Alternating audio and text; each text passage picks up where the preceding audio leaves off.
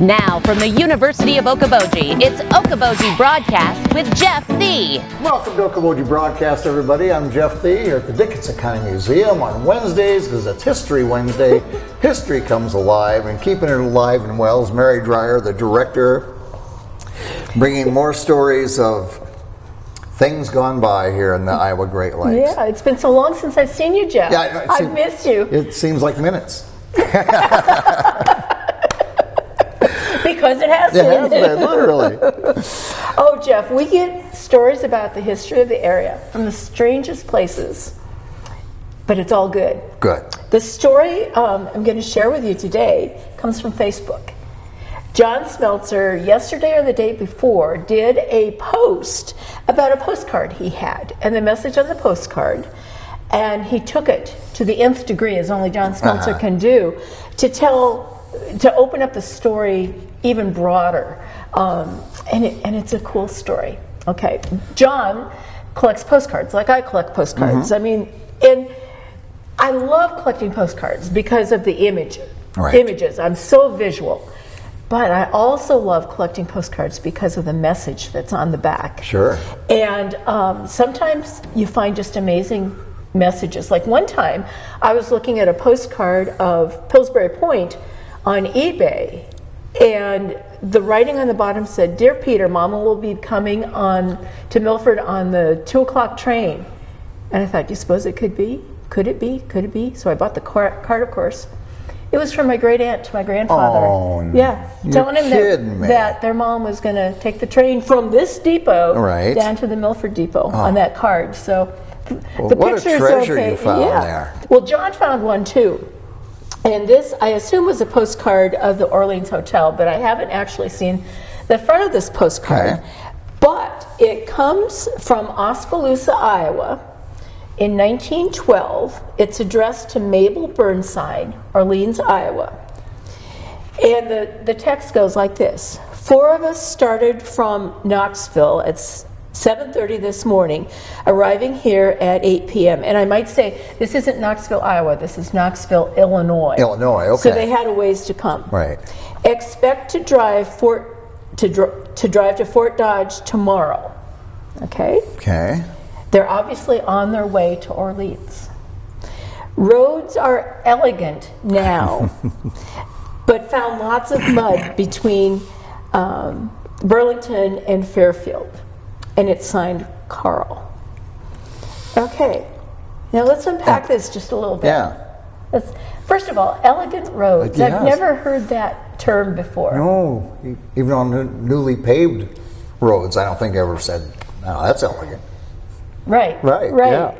And I bet these weren't newly paved. No. Now, it took 3 days to get there. And I forget the actual mileage, but John has compared it to riding a bicycle. You could ride a bicycle from this town in Illinois to Orleans in about the same amount of time as these folks drove it. Okay, this is 1912, remember. This is at the very, very beginning of the automobile era. Model Ts and that era, sure. Well, let's go a little deeper down the rabbit hole with this, okay? This was addressed to Mabel Burnside. She was the wife of Guy Burnside, who ran the Orleans Hotel. Okay? And she actually ended up running the hotel after her husband passed. So she was at one time the proprietor of the hotel. Now, the card is signed Carl. Now, our friend Jonathan Reed, who also likes to go deep down in the rabbit hole, did a little searching on Find a Grave, and I believe on Ancestry, and discovered that Carl was more than likely Guy Burnside's brother. So they were obviously coming to see them at Orleans. And we think that they were coming for the 4th of July celebration in 1912, which we have some photos of here. It was an enormous celebration. It was probably the biggest 4th of July ever. And they were here. And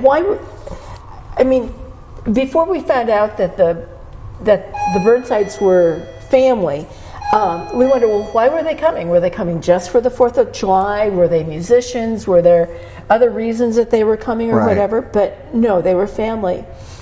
This card was sent in 1912, right? Right. Very beginning of automobiles for private people. Right. Skinny tires, probably didn't have a top on it. It would have been... No heaters, no... No heated seats. No. No AC. No.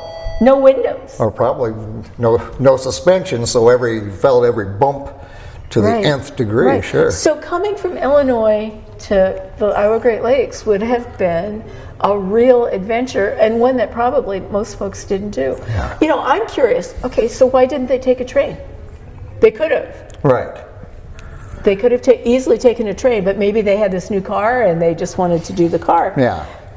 We don't know, but this little postcard has really taken me down the path of what was it like to come here then? How much sacrifice did folks have to do to get here back in the day as compared to us today? Well, sure. We don't even think about it. No. You know? We don't. No. Well, we live here and that Yeah, helps, well, but I mean, to drive from here to eastern Iowa, southeast Iowa, you get in a car and you go. Yeah. The amount of information we can get from even a silly postcard is pretty amazing. What it does is it gives, as John Smeltzer says, it gives us perspective of how different times were 120 years ago or whatever it is.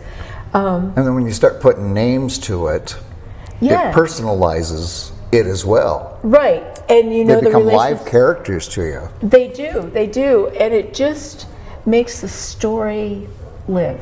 It really does. And I'm so grateful that we have all these resources, both at the museum and just out in the world here of the Iowa Great Lakes, to be able to just touch for a brief moment the way things were back in the day. Yeah. Makes you a little curious too, to dig in and find out more about it too. Yeah, it does. It does. And it's part of what I get from this is that, a lot of folks would just look at this and say, oh, that's a cool postcard. Yeah, that's cool. But we've got John Smeltzer, who likes to take the deep dive into history. Yeah. And he is able to tease so much out of that simple card that brings this era of 1912 to us all. Yeah. It gives us just, like I said, the briefest touch. A brief little touch of what they experienced. Yeah. Which is... So it's all good. A lot of the fun right there. Yeah, exactly. And on a daily basis, we find stuff like this around here. Love it. And you keep digging. That's what I love. Oh yeah. I could dig all day. You're at the tip of the iceberg around here. Yes. Exactly. Well, wonderful. 1912, isn't that interesting? Yeah. So we've got a couple of good programs coming up. Tell me about them. On the 22nd, just in a short bit of time, February 22nd at 7 o'clock here at the museum, Jonathan Reed is going to be sharing stories and photos about the early camps here, the church camps, the other camps, whatever, so that we can be touched just a little bit by the history. Now, if he has any photos of someone being naughty at Camp Okoboji, say the mid to latter part of the 70s, that's not me. Even if they're wearing Hawaiian shirts. And then in March, we've got coming up this production that we've been working hard on. It's something new for us. We've never kind of created a production, but thanks to volunteer Kathy McNeil, we are going to be putting on a full-fledged Reader's Theater play of the earliest of early history here in the Lakes area, with some letters that she discovered in some old annals of Iowa that are just amazing. Wow. And when is that again? That is March 19th at 7 o'clock at the Pearson Lakes Arts Center, the Art Center in the Pomerantz Hall downstairs. Okay, very good. All right, my friend. Well, we would just quickly want to invite people for way back Wednesdays, and come on in, 10 o'clock Wednesday mornings. Have fun. You'll laugh. You'll hear stories you've never heard before. And you might have something to share that maybe you've forgotten about. Absolutely. It's amazing how your memory gets triggered. Someone says something, oh yeah, you know? Oh, yeah. I bet yeah. it happens all the time. It does. And like I always say, we never know where the conversation is going. Frank always has some ideas to start the conversation, but we usually don't end from from where we on the same path that we started like revving on. up a Harley. You don't know where that baby's going. No, that's right. That's right. Well, very good. Well, thank you as always for a little glimpse back in history here from the Dickinson County Thanks Museum. for coming, Jeff. It's always good to see you. Good to see you, my friend. Mary Dreier again here from the Dickinson County Museum. We thank her for her time and knowledge and quest for history. We thank you for watching us right here on Okoboji Broadcast. Okoboji Broadcast from the studios at historic Arnold's Park Amusement Park is brought to you in part by West Wealth Management, a financial advisory practice of Ameriprise Financial Services. Advisor Jan Spielman, AJ Spielman, and Erica Wachholz. The headquarters of the University of Okoboji is at the Three Sons, open Monday through Saturday 10 to 5 and Sunday from 10 to 4. Bank Midwest, dream big, plan wisely, live well. Lakes Regional Healthcare and Avera Partner. Beck Engineering in Spirit Lake. Be Radiant Laser Skin Studio in the Okoboji Plaza in Okoboji.